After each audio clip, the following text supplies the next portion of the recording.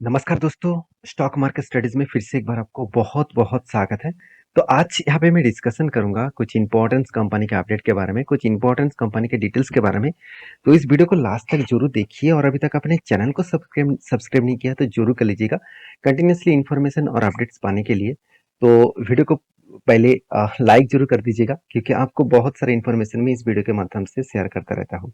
और जो technically chart pattern मैं आपके साथ शेयर करता हूँ वो बहुत मतलब स्टडी करने के बाद ही मैं आपके साथ शेयर करता हूँ क्योंकि जिसका हायर चांसेस है पॉसिबिलिटी है जो मैंने खुद ट्रेड लेता हूँ वही ट्रेड मैं आपके साथ शेयर करता हूँ एज ए एजुकेशन पर्पस में। कोई भी बाय एंड सेल का रिकमेंडेशन कभी मेरे तरफ से नहीं होता।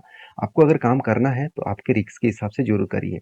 आप सीखिए समझिए उसके बाद काम करिए। तो देखिए सबसे पहले जो कंपनी है जिसके बारे में बात करूँ उसका नाम है IRFC। तो Indian railway catering and tourism corporation. तो IRFC के बारे में बात करूँ तो IRFC एक ऐसी कंपनी है जिसका मार्केट कैप 44,000 करोड़ के आसपास है। कंपनी को छोटा मोटा कंपनी मत समझ लेना।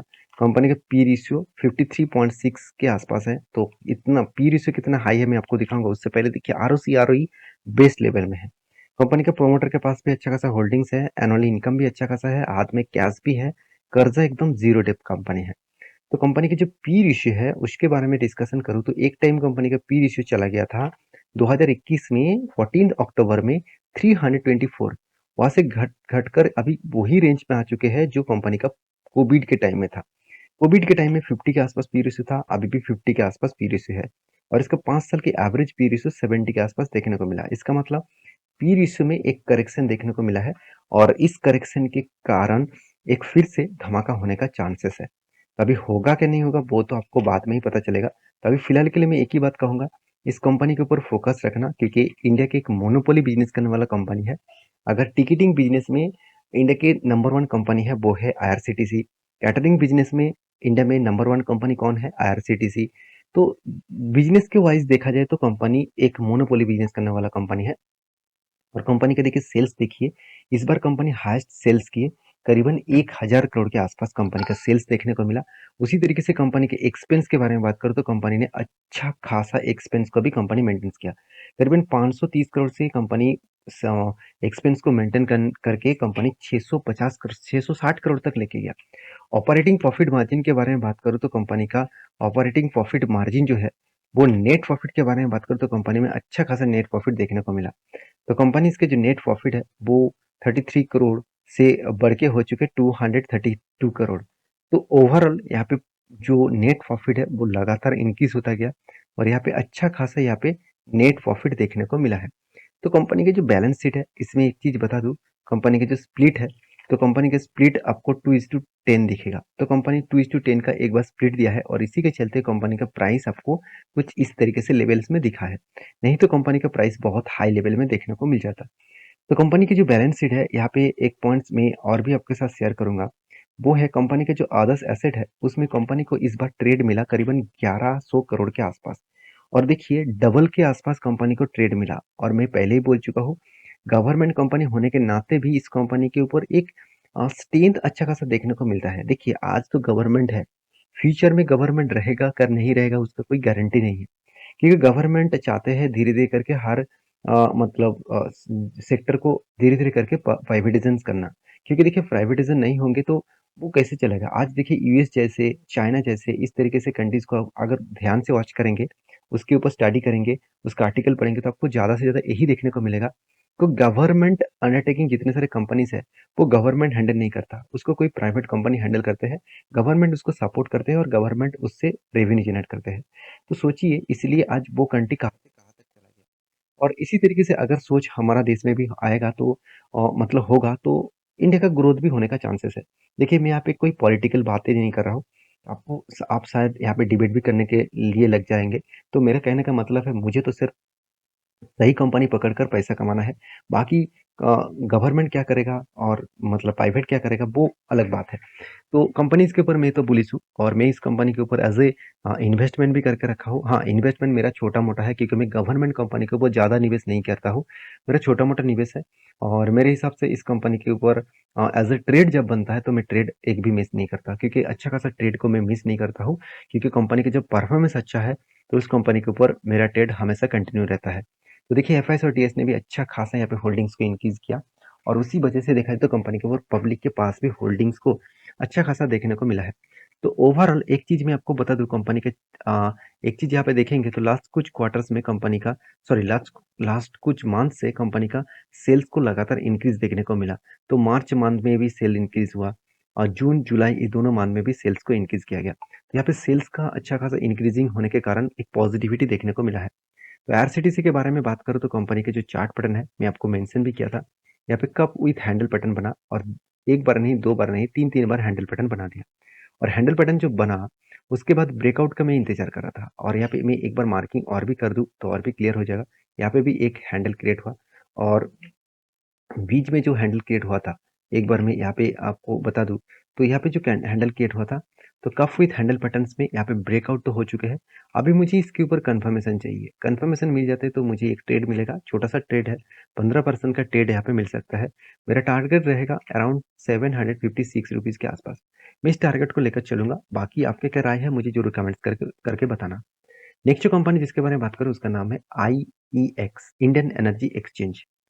आप सभी जानते हैं इसका जो मोनोपोली बिजनेस था वो मोनोपोली बिजनेस अभी खत्म हो गया और फिर भी बहुत सारे लोगों को यही लग रहा है कि मोनोपोली बिजनेस खत्म हो गया तो कंपनी बर्बाद हो जाएगा। ऐसे बिल्कुल मत सोचना, क्योंकि कंपनी अभी भी लीडर है, अभी भी इसका मार्केट कैप सबसे बड़ा है। इसका इस मतलब इस सेक्टर में, इस एक्सचेंज सेक्टर में जितने सारे कंपनीज है उसमें सबसे ज्यादा हाई पोटेंशियल इसी कंपनी के ऊपर है। क्योंकि देखिए पावर कंजम्पशन लगातार बढ़ते जाएंगे, उस हिसाब से एक्सचेंज का भी फायदा होता जाएगा। तो कंपनी का जो बिजनेस मॉडल्स है वो फ्यूचरिस्टिक है। ऑब्वियसली फ्यूचर में इस कंपनी का ग्रोथ और भी ज़्यादा बढ़ने वाला है।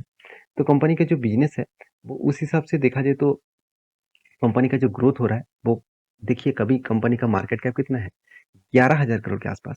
तो कंपनी का हाई पॉसिबिलिटी है आगे जाने का।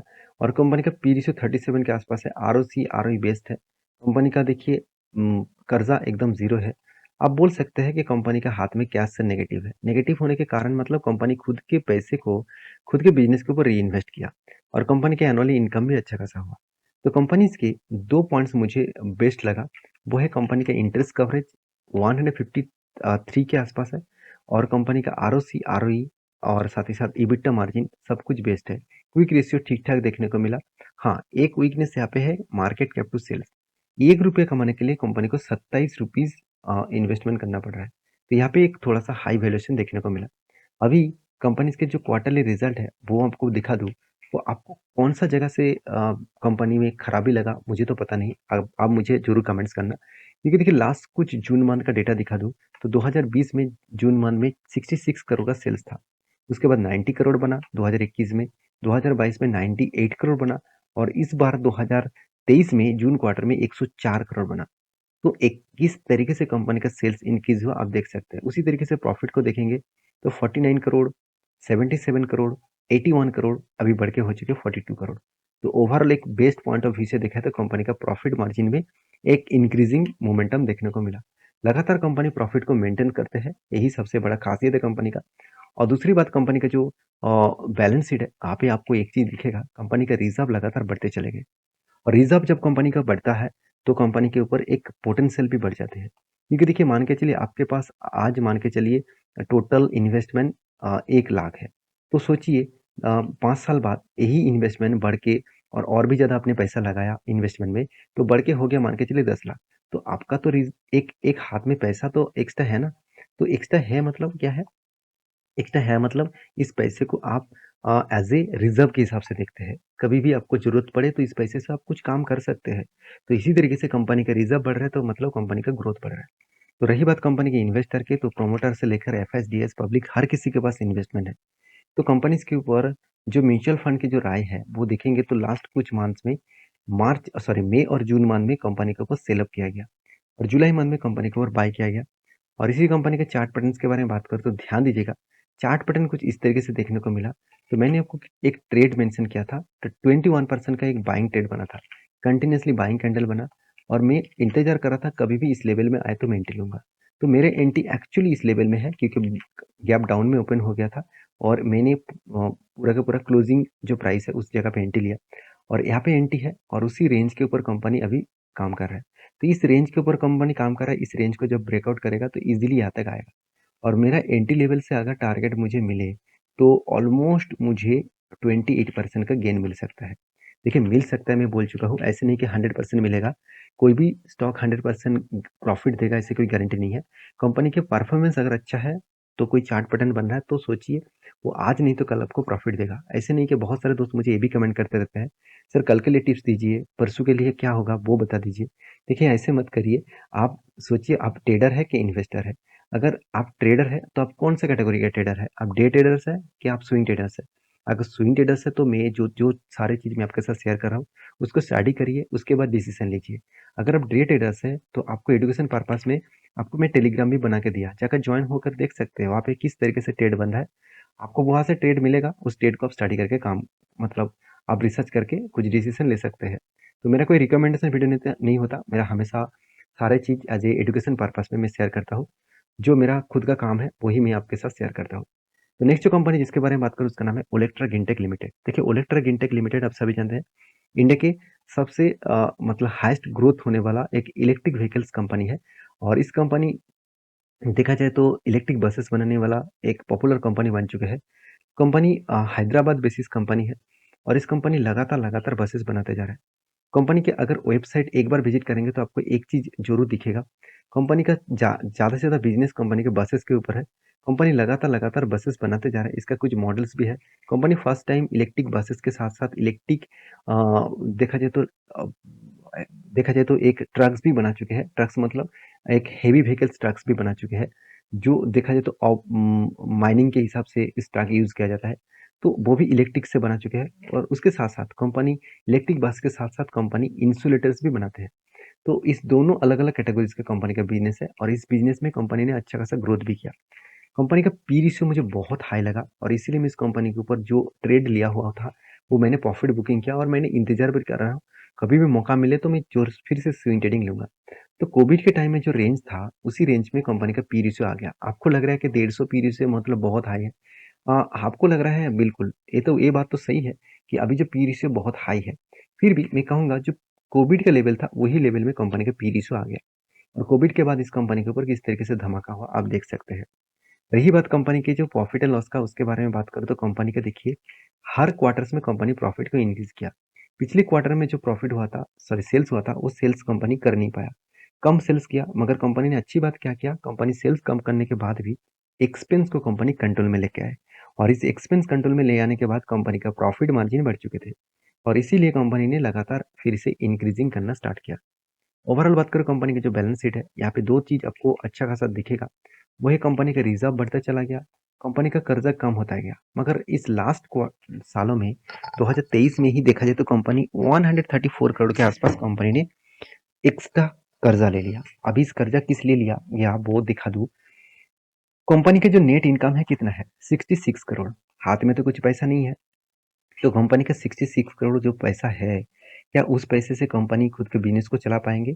जहाँ पे कंपनी को कुछ इस तरीके से ट्रेड्स पेबल करना है 450 करोड़, उसके साथ-साथ कंपनी ट्रेड रिसीव भी कितना किया है 650 करोड़। तो इस दोनों चीज़ को कम्पीट करने के लिए कंपनी को कर्ज़ा लेना पड़ा। तो कर्ज़ा इसीलिए लेना पड़ा, तो मैं आपको इसीलिए बता क्योंकि आपको पता चले कि कर्ज़ा किस लिए लिया गया और कर्ज़ा भी किस तरीके से लिया गया आप देखेंगे तो शॉर्ट टर्म के लिए लिया गया, ऐसे नहीं कि लॉन्ग टर्म के लिए। तो सारे इन्फॉर्मेशन मैं आपके साथ बार-बार इसीलिए डिस्कस करता रहता हूँ, क्योंकि देखिए जो हम लोग क्या करते हैं, डायरेक्टली चार्ट पैटर्न देखकर ही निवेश कर देते हैं। देखिए डायरेक्टली जो लोगों को चार्ट पैटर्न अच्छी तरीके से पढ़ना आता है, चार्ट पैटर्न के हिसाब से आप काम करके अच्छा खासा पैसा कमा चुके हैं, तो आप आपके हिसाब से करिए। मैं उस लोगों को लिए वीडियो बना रहा हूँ, जो लोगों को मार्केट के बारे में पता नहीं है, ज़्यादा जानकारी नहीं है। वो जानकारी लेकर हर दिन 1 घंटा अगर मार्केट के ऊपर दें, तो मैं दावे के साथ बोल सकता हूँ, आप भी एक बेस्ट ट्रेडर और बेस्ट इन्वेस्टर बन पाएँगे। तो क्योंकि आप डेली एक ही काम करते जाएँगे तो आपको परफेक्शन और आपका कहाँ-कहाँ पे गलती है वो सब कुछ सुधार में आएगा और उसके बाद आप खुद एक अच्छा खासा ट्रेडर बन पाएँगे। तो प्लीज़ स्टडी करके काम करिए। ब्लाइंडली किसी ने बोल दिया कि बाय करो, सेल करो तो ऐसे मत करिए। मैं कभी भी किसी को रिकमेंडेशन नहीं करता हूँ कि इसको बाय करो, इसको सेल करो। मैं जो खुद ट्रेड लेता हूँ वही मैं आपके साथ शेयर करता हूँ कि आपको भी पता चले कि किस तरीके से ट्रेड बनने से आपको फ़ायदा हो सकते हैं। और देखिए कंटिन्यूअसली इस कंपनी के ऊपर बाइंग हुआ लास्ट जुलाई मंथ में भी अच्छा खासा बाइंग हुआ और वो आपको टेक्निकली चार्ट पैटर्न में दिखेगा। अगर जुलाई मंथ के डेटा दिखा दूँ तो जुलाई मंथ में देखिए कंटिन्यूअसली बाइंग इसीलिए हुआ ये देखिए कंटिन्यूअसली इस जगह से किस तरीके से बाइंग हुआ। तो अगर अगस्त मंथ का डेटा आएगा तब आपको पता चलेगा कि सेल ऑफ भी हुआ है। तो मैंने आपको एक लेवल्स मेंशन किया कि यहाँ पे एक ट्रायंगल पैटर्न, सॉरी, एक रेंज क्रिएट हुआ था। इस रेंज को कंपनी ने क्या है ब्रेकआउट किया और इसके ऊपर एक्चुअली एक वॉल्यूम क्रिएट करा है। इसके ऊपर कोई भी एंटी लेवल बने, कोई भी ब्रेकआउट हुआ तो मैं एंटी लूंगा और मेरा टारगेट रहेगा हायर लेवल तक। या भाई छोटा सा एक target as a short term के लिए मैं लेना चाहता हूँ और रिस्क लेकर लूंगा, तो इसका मतलब यहाँ पे मेरा क्वांटिटी बहुत छोटा रहेगा। तो इस तरीके से कंपनी के ऊपर स्टडी करके ही काम करना। और नेक्स्ट जो कंपनी जिसके बारे में बात करूँ, उसका नाम है रेमेडियम लाइफकेम लिमिटेड। तो रेमेडियम लाइफकेम लिमिटेड कुछ दिनों पहले एक बोनस भी दिया था। हर 5 शेयर में 9 शेयर कंपनी आपको बोनस के हिसाब से दिया था और उसके बाद स्प्लिट भी किया। कंपनी स्प्लिट का डेट दे चुके हैं 1 सितंबर।